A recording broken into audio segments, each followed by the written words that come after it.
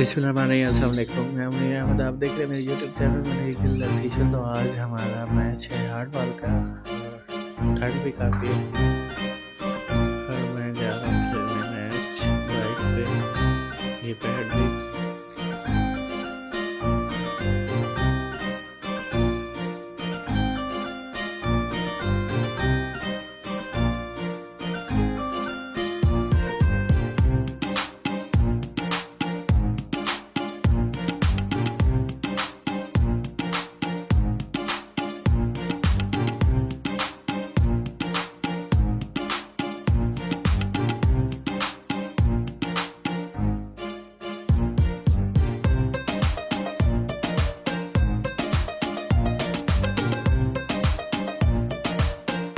मैं ग्राउंड में पहुंच चुका हूँ और कुछ लोग भी आ रहे हैं सारे के सारे।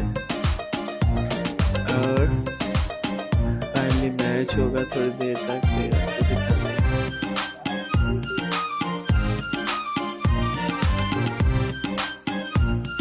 खेल पिच बना रहा है, ये से कड़ा करते हैं, इससे सतह को मुहर किया जा रहा है।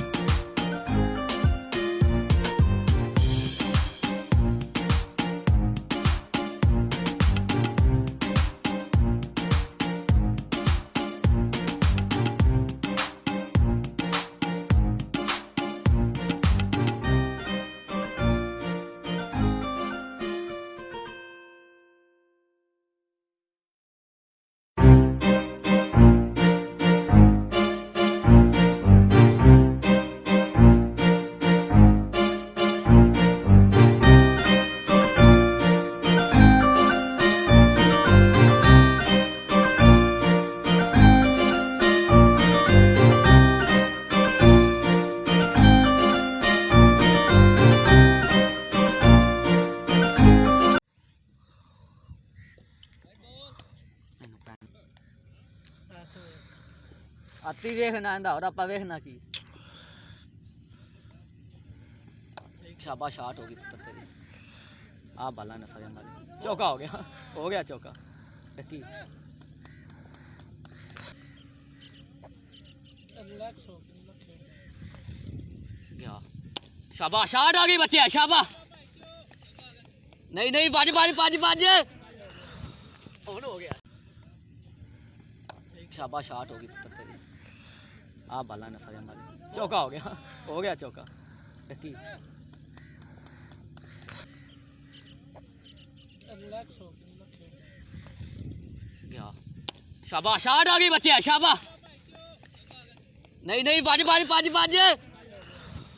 हो गया। ओह शाबाश यार। कन्या किया नया की है। ओ शॉट है तेरी बाबा।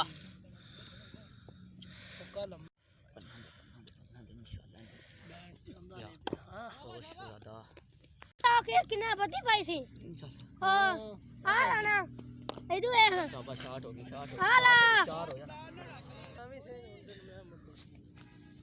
यार की है हमारे शॉट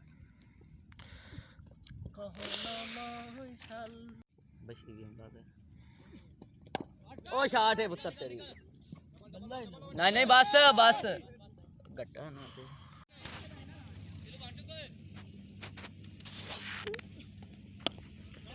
नहीं रे मार।